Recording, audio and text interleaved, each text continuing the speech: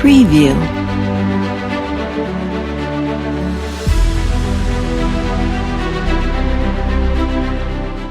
Asy-Sya'bi rahimahullah ta'ala itu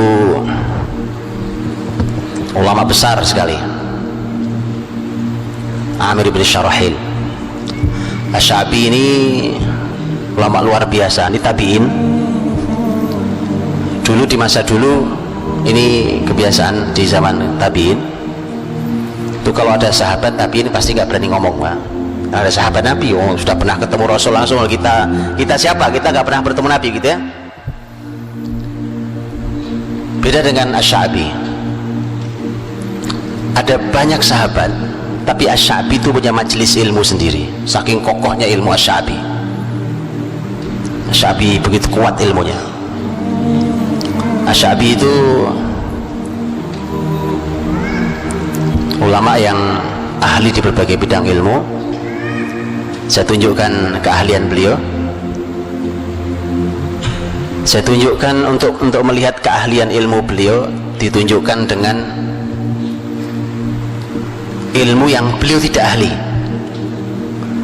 Karena beliau mengatakan ilmu yang saya tidak terlalu fokus, saya nggak konsentrasi lah belajarnya, karena saya bukan kesana kesenangan saya, yaitu ilmu syair. Jadi ilmu syair itu termasuk ilmu yang beliau tidak fokus. Jadi beliau bilang kalau syair saya nggak terlalu. Tapi kata beliau, kalau Anda mau, akan saya bacakan syair sebulan penuh lamanya tanpa saya mengulang satu bait pun. Sebulan penuh saya bacakan syair tanpa saya ulang. Itu ilmu yang dia tidak ahli. Karenanya membuat kagum masyarakat luar biasa. Begitu kagum itu akhirnya orang nanya, bagaimana sih Anda kok bisa nyampe derajat ilmu seperti ini, itu bagaimana caranya? Asy-Sya'bi ternyata memberikan resep, Pak. Dikasih resepnya. Ini resep bagaimana biar hasil pendidikan itu seperti Asy-Sya'bi. Kata Asy-Sya'bi rahimahullah ta'ala, kata beliau, binafil i'timad wassayri fil bilad wasabrin kasabril jamad wa bukurin kabukuril ghurab. Binafil i'timad itu maknanya adalah meniadakan hanya bersandar pada kemampuan diri kita sendiri. Jadi jangan merasa, wah saya ini memang orang pinter, Pak, saya ini hafalannya memang kuat, Pak, ya. Jangan itu, karena untuk orang berilmu itu tidak cukup. Berapa banyak orang hafalannya kuat ya, tapi tidak punya ilmu yang cukup. Karenanya jangan bersandar pada kemampuan diri sendiri. Maksudnya minta tolong sama Allah, biar dimudahkan Allah, biar dimudahkan Allah. Sahabat yang meriwayatkan hadis paling banyak Abu Hurairah radhiyallahu anhu. Abu Hurairah 5374 riwayat hadis dari Abu Hurairah, jalur Abu Hurairah. Abu Hurairah itu kan bukan orang yang hafalannya kuat aslinya, tapi kenapa dia menjadi perawi hadis terbanyak 5374? Ada di antara kita yang hafal 5000 hadis? 55 deh, 5 bukan 5000, 5. Ambil angka depannya saja 5, kan 5, 3, 7, 4, 5 saja. Abu Hurairah itu tidak punya hafalan kuat. Karena itu dia datang ke Rasulullah SAW, sadar, saya kok hari ini belajar lupa besok gitu. Ya kalau itu kan kita banget ya, makanya saya ceritakan yang kita banget ya. Saya nggak ceritakan yang aneh-aneh, yang susah jangkaunya. Datang ke Rasulullah SAW, ya Rasulullah, saya ini kok belajar ilmu kepadamu, hari ini aku hafal, besok aku lupa, cepat banget lupanya. Nabi SAW mengatakan, buka sorbanmu. Sorbannya beliau pakai sorban, Pak. Buka sorban, gelar di sini, digelar di hadapan Rasul. Sorbannya didoakan Nabi, Pak. Kata Nabi, pakai lagi, dipakai lagi. Kemudian Abu Hurairah setelah itu memberikan kesaksian, demi Allah, setelah itu apapun yang aku dengar dari Rasul tidak pernah aku lupakan. Ya dah? Itu hebatnya, Pak. Jadi jangan bersandar dengan kemampuan diri sendiri, terbatas kemampuan kita itu. Binafil i'timad, bersandar pada Allah SWT. Minta doanya orang soleh, apalagi guru, terutama minta doanya guru. Lah guru kok dicaci maki, guru kok dibully, gimana ceritanya generasi mau kokoh? Gimana? Guru itu masya Allah diminta barokahnya. Dan begitulah para sahabat dan antar sahabat, begitulah sahabat dan tabiin. Bagaimana murid dengan guru berinteraksi, jadi meminta doanya, meminta barokahnya, ya. Subhanallah. Binafil i'timad wasayri fil bilad, kata Sya'bi. Kunci kedua itu Anda harus keliling negeri, keliling negeri-negeri. Belajar dengan keliling negeri-negeri itu hanya generasi kokoh yang bisa, Pak. Hanya generasi kuat saja yang punya kesabaran itu. Di mana ada ahli ilmu didatangi, duduk belajar di sana. Imam Syafi'i itu kan berangkat 500 kilo dari Mekah ke Madinah di usia masih cukup kecil. Dia dengan kesabaran 500 kilo perjalanan itu. 500 kilo itu dari sini kemana? Jogja. Boleh kita coba naik kuda, ya kan? 500 kilo. Ini supaya kita tahu, merasakan sekokoh apa sih kita. Oh, kita mobil AC, pesawat asing, malas belajarnya. Apa ini generasi ini? Atau melihat itu, subhanallah, naik kuda, naik unta 500 kilo karena pusat ilmu saat itu ada di Madinah. Salah satunya di Imam Malik, Imam Darul Hijrah. Sampai di sana minta belajar ke beliau. Begitu diterima jadi murid, karena awalnya nggak diterima jadi murid sebenarnya, karena Imam Malik itu termasuk yang tidak menerima murid kecil. Beliau termasuk yang tidak mau menerima murid kecil. Beliau punya alasan sendiri untuk hal itu. Tapi begitu ketemu Syafi'i kecil, bilang, inni ra'aitu nuran fi qalbik fala tudfi'hu bi ma'siyatillah. Aku lihat ada cahaya di hatimu, nak. Sakti sekali ya, Pak. Belum bisa ngelihat cahaya di hati kan sakti bener itu. Tapi memang begitu, dalam Islam tuh guru begitu, sampai harus bisa melihat cahaya ada atau tidak di hati muridnya. Itu baru guru yang benar. Betul kan, Pak, ini, Pak? Bisa, Pak? Bisa lihat gini aja tahu, oh ini kosong, oh ini nggak ada isinya, oh ini hebat sekali, kelihatan, Pak. Lihat, belum ngomong, pertemuan pertama kok ngelamar jadi murid, aku lihat ada cahaya di hatimu. Gimana caranya? Nah, itu lain cerita kita bicara ya. Aku lihat ada cahaya di hatimu, maka jangan kau padamkan dengan maksiat pada Allah. Pesan pertama kali itu. Imam Syafi'i belajar pada Imam Malik, tidak meninggalkan Madinah kecuali setelah Imam Malik meninggal. Kokoh sekali, Pak. Duduk berlama-lama di majelis ilmu, di mana kebaikan di sana didatangi, keliling, habis itu keliling lagi nanti negeri-negeri lain, keliling.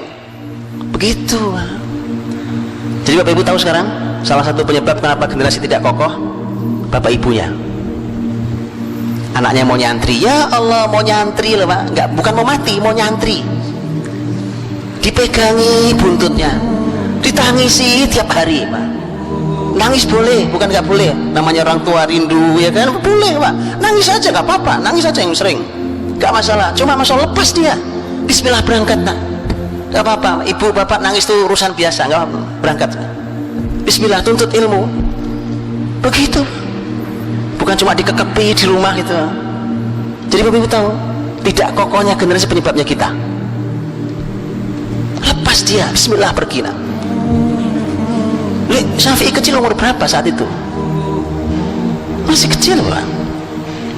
Karena Syafi'i kecil itu baru bertemu Imam Malik setelah dia menghafal kitab Muwatta. Syafi'i menghafal Muwatta umur 10 tahun. Muwatta itu 7.000 riwayat hadis. Gitu, Pak. Ini generasi kokoh nih namanya, ya kan? Dikasih ini hafal nih, hadis hafal gitu. Asy-Sya'bi memberikan resep keliling, as-sair fil bilad, keliling negeri-negeri kalau mau punya ilmu kokoh seperti saya, kata Syabi. Wasabrin kasabril jamad, kunci ketiga Syabi, yang sabar seperti sabarnya benda mati. Ini kalimatnya luar biasa, Pak. Ini benda mati nih, meja nih. Kalau saya tidur di meja ini, Pak, saya duduk di atas kursi ini, yang bosan kursi apa saya? Saya yang bosan, Pak. Benda mati tidak pernah mengeluh bosan, tidak mengeluh capek. Ya begini aja tuh kursi saya duduki, mau apa yang bosan saya, Pak? Yang capek saya. Kata Syafi'i, yang sabar, sabr kasabril jamad, yang sabar itu sabarnya benda mati. Itu luar biasa kalau punya anak kayak gitu tuh, Pak. Sabar. Yang membuat tidak sabar juga kita yang ngajari, Pak. Makanya lihat bagaimana hasilnya Asy-Syafi'i rahimahullah. Keempat, Asy-Syafi'i mengatakan wa bukur ka bukuril ghurab. Kata bukur itu artinya pagi-pagi sekali, pagi-pagi sekali. Bisa maknanya memang waktu pagi sekali, atau maknanya adalah cepat cekatan. Kabukuril ghurab, seperti elang, burung elang yang cekatan, cepat. Kalau bahasa kita jangan lelet, kelemar lambat, nah cepat, cekatan. Itu subhanallah.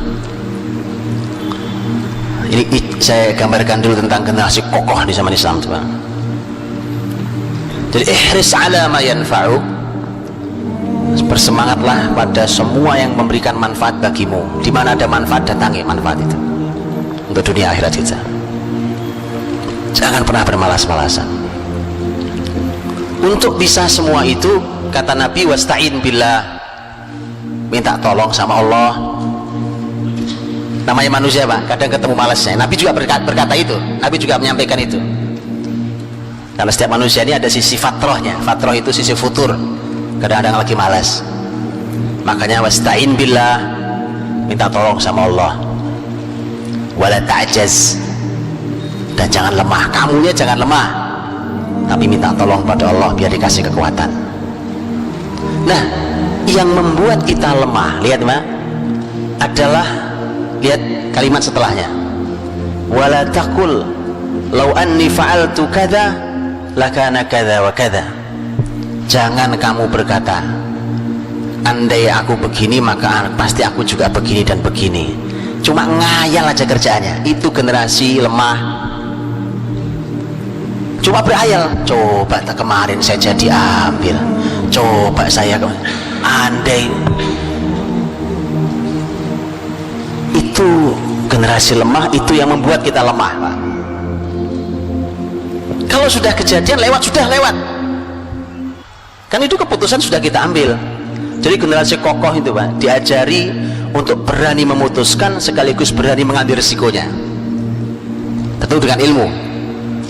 Tadi umpamanya kita hari ini punya pilihan terhadap sesuatu, saya ambil apa enggak, saya ambil apa enggak, ragu. Orang ragu terus, memelihara keraguan terus, itu bahayanya akan bisa masuk kepada tingkat yang lebih buruk, yaitu waswas. Dan Nabi menyebut al-waswasatu minas syaitan. Waswas itu, waswas itu, Pak, itu buruk sekali keadaan waswas itu, dan itu menjadi bagian dari penyakit jiwa hari ini. Orang punya sifat waswas karena memang kebiasaan memelihara keraguan dalam dirinya. Tidak ada keputusan yang clear, yang putus, cut, putus. Orang beriman diajari itu. Mau melangkah kaidahnya jelas. Nabi mengatakan da'ma yaribuka ila ma la yaribu. Kata Nabi, tinggalkan apa yang membuatmu ragu kepada yang tidak membuatmu ragu. Umpamanya kita mau ambil, saya ambil nggak ya, saya ambil nggak ya, jadi nggak ya, jadi nggak ya. Oke, jangan lama-lama, Pak. Keputusan itu jangan lama-lama. Itu mengapa Allah bekali kita juga dengan istikharah. minta Allah yang memilihkan karena kita tidak tahu masa depan kita. Biar lama-lama Pak, nanti jangan-jangan ini masalah udah lewat tapi gak ada keputusan ya, semua serba tidak jelas keputusannya, udah sidang berkepanjangan ujungnya gak ada keputusan. Ini apa ini Pak? Para pemimpin ragu Pak. Saya sudah bilang itu, jangan, kata Nabi, kamu ragu jangan diambil, itu kaidah. Dah ma yaribuk, tinggalkan. Kamu ragu, tinggalkan, ambil tuh, putus. Kadang-kadang keputusan kita Pak, kadang-kadang keputusan kita kan keputusan yang begitu kita nggak jadi ambil ternyata itu luar biasa, nyesel kita ujungnya Pak. Iya tuh kan, coba kemarin saya ambil, itu nggak boleh. Kata Nabi jangan berkata itu. Andai kemarin jadi saya ambil, itu kan wah Pak, itu kata andai itu Pak, itu dipelihara, dikenang bisa sampai sekian puluh tahun ke depan loh. Iya Pak, sekian puluh tahun ke depan ketemu temennya ngomong lagi, itu tuh yang proyek itu sebenarnya jatah saya sebenarnya itu kan gak kejadian Pak. Sudahlah, itu bukan generasi kokoh tuh, sudah cukup, sudah begitu cut, selesai. Walakin qul qaddarallah wa ma syaa fa'al. Sudah cukup. Jadi orang tuh kalau mau kuat memang sandarnya pada Allah. Makanya begitu peristiwa seperti ini yang disarankan, diperintahkan adalah tapi katakan ini sudah Allah takdirkan. Dah, ini udah keputusan Allah. Apa yang Allah kehendaki pasti terjadi. Cukup, sudah cukup Pak. Gak ada masalah. Biasa keputusan hidup kan begitu. Jadi generasi kokoh betul tuh diajari Pak. Jadi jangan biasa membuat generasi ini ragu Pak.